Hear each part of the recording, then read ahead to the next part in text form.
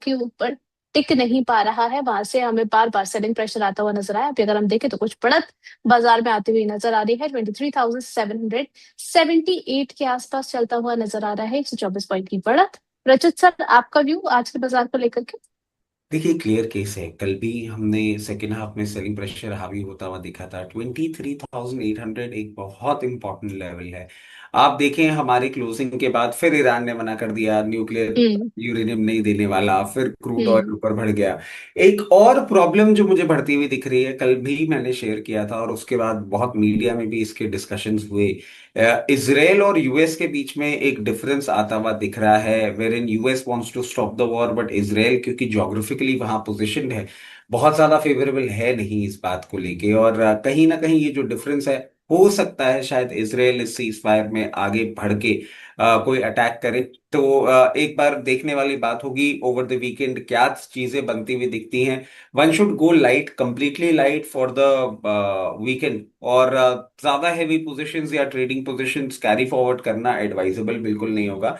इसके हम्म। साथ साथ उर्वशी जी, एक अपडेट। एस्ट्रा माइक्रो पे हमने जो कॉल इनिशिएट करी थी, उसका पहला टारगेट हिट हो चुका है। अगर लोग चाहें दर्शक तो थोड़ा बहुत प्रॉफिट बुक कर सकते हैं। और जो बाइंग प्राइस है, अब उसका ही आप स्टॉप लॉस लगा के और फर्दर ट्रेड को कैरी फॉरवर्ड कर सकते हैं। इसके साथ साथ अभी के लिए जो ट्रेडिंग कॉल निकल के आ रही है, जो एक फोर्टनाइट के लिए लेके जा सकते हैं, वो है वाटेक वबाग। WABAG, ये सिंबल है इसका।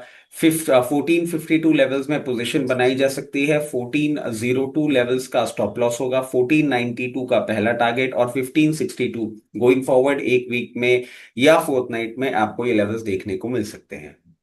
चलिए ठीक है, तो यहाँ पर आज के बाजार में पहला कॉल आप लोग के लिए वेबैक को लेकर के निकल कर के आया है। करंट लेवल से जो है वो आप खरीदारी करने के बारे में सोच सकते हैं। स्टॉप लॉस आपको मेंटेन करना है 1402 का। अगर टारगेट्स की बात करें तो 1492, तो 1562 के आसपास यहाँ पर आपको देखने को मिल सकते हैं। एस्ट्रा माइक्रो की बात करें तो सर ने यहाँ पर आप लोग को अपडेट दे ही दिया है। अगर दर्शक चाहे तो यहाँ पर प्रॉफिट बुकिंग के बारे में सोच सकते हैं। सर, अगर थोड़ा सा long term perspective extra micro को लेकर के रख रहे हैं तो क्या कैरी करके चल सकते हैं इसको? देखिए, मैं बहुत बुलिश हूँ और मैं इसमें एक डिस्क्लेमर भी दे देता हूँ। जो हमारे सेबी के नॉर्म्स के हिसाब से हमारे हम्म। क्लाइंट्स के पास अभी इसमें पोजीशन है, हम बहुत लोअर लेवल से अराउंड 750 800 लेवल से पोजीशन बना के रखे हुए हैं। We are not planning to exit. मेरे पर्सनल पोर्टफोलियो में, मेरे फैमिली के पोर्टफोलियो में भी ये स्टॉक है। और we are maintaining with the positions. हम प्रॉफिट नहीं बुक कर रहे हैं, बट क्योंकि ट्रेडिंग कॉल है और सब अपने हम्म। अपने हिसाब से सारी चीजें करते हुए दिखते हैं, तो चाहे तो प्रॉफिट बुक करें। आप अगर इस पर्टिकुलर काउंटर को देखें, डिफेंस स्पेस में ये एक अकेला ऐसा काउंटर है जिसने अभी तक मोमेंटम नहीं किया है। फंडामेंटली बहुत अच्छा है। आप इसके बारे में पढ़ें।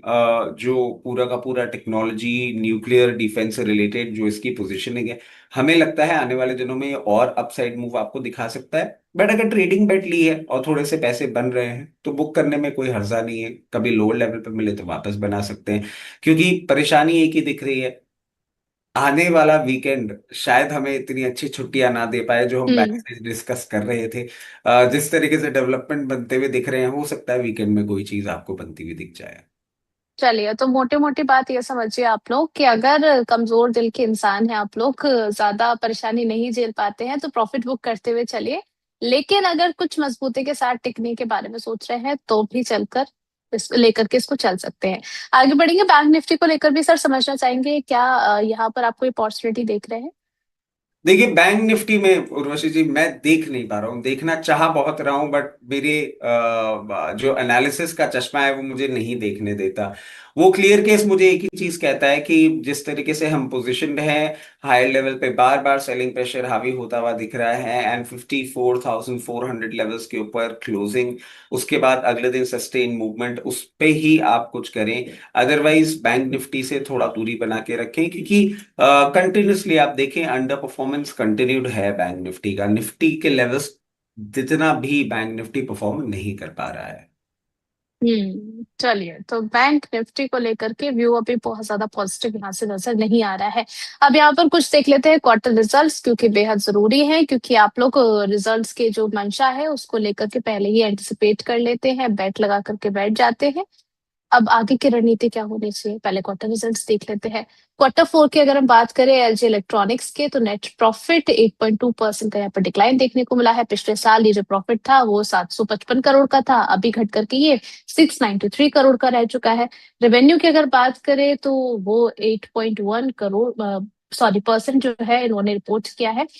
ओवरऑल अगर हम देखें तो सेल्स ग्रोथ मजबूत रही है, लेकिन प्रॉफिट में दबाव आता हुआ नजर आया है। एलजी इलेक्ट्रॉनिक्स की अगर हम बात करें तो आज 1466 के लेवल्स पर ट्रेड होता हुआ नजर आ रहा है, 2.14% की डिक्लाइन आज के दिन में।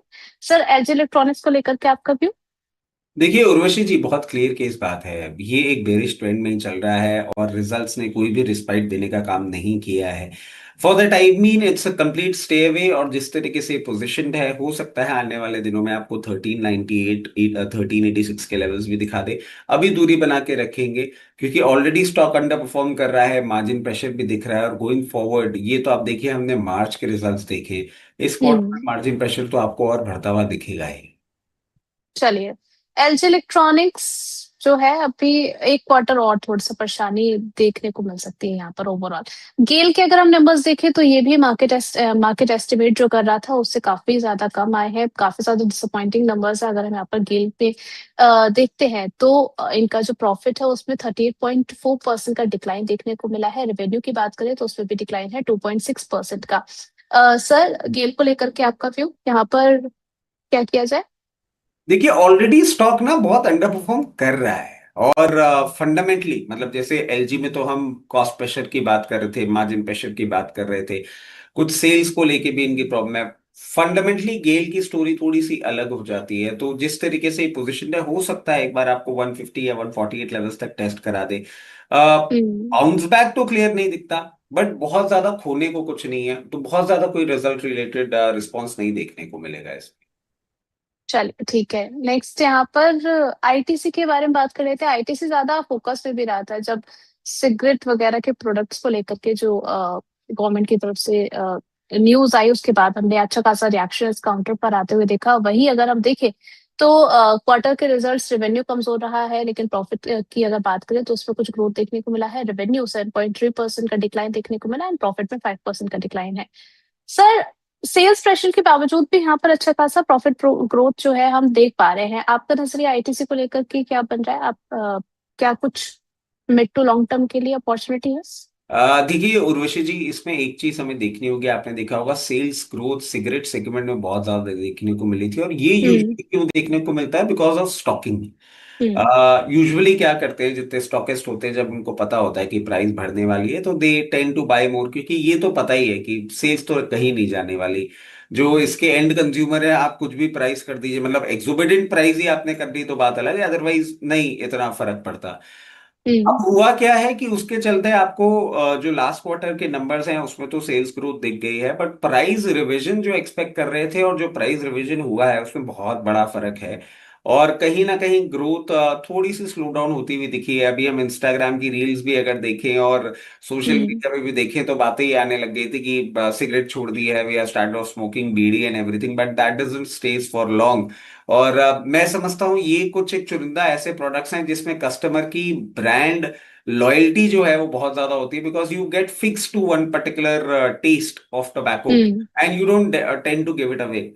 अब बात करें नंबर्स का, जिस तरीके से एक रिएक्शन आता हुआ दिख रहा है, हो सकता है अभी एक रेंज बाउंड मूवमेंट आपको कर रहा है। रेंज का हायर एंड है 318 और लोअर एंड है 288। अभी इस रेंज में ही करेगा। इस रिजल्ट में कुछ भी ऐसा नहीं आया।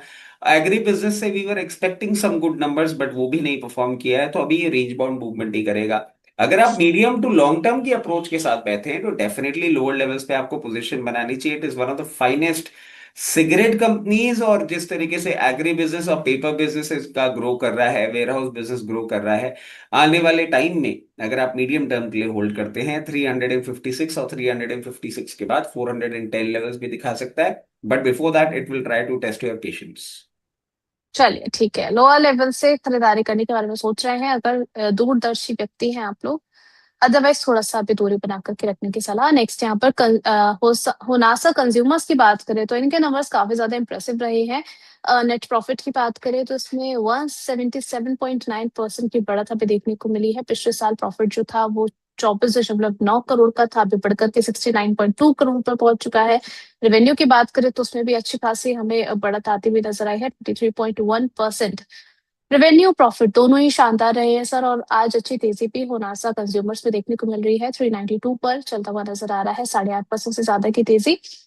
शॉर्ट टर्म के लिए बाय किया जाए या फिर अभी जिनकी पोजीशन है वही बना करके चले? देखिए, अगर आप इसके चार्टिकल पैटर्न्स देखें, पहले तो इसका बिजनेस एक बार समझ लेते हैं कि it is majorly based through online sales. They don't have much of store presence available, which is a good point in terms of cost. But वैसे अगर आप देखें, एक स्टोर प्रेजेंस आपकी ब्रांड को एक अलग लेवल पे एलिवेट करती है, जो कि हम इतना नहीं देखते हैं इस पर्टिकुलर कंपनी के बारे में।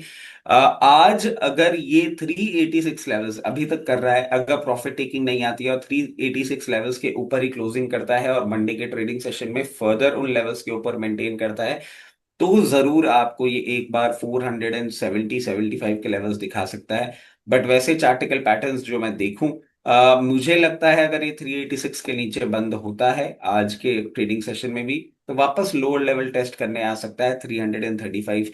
सो let us just trade today and test the waters. उसके बाद मैं समझता हूँ मंडे को will get a better picture, क्योंकि हमने देखा है रिजल्ट्स के बाद एक पेंट अप मूवमेंट के बाद हम्म। स्टॉक फिर अंडर परफॉर्म करता है।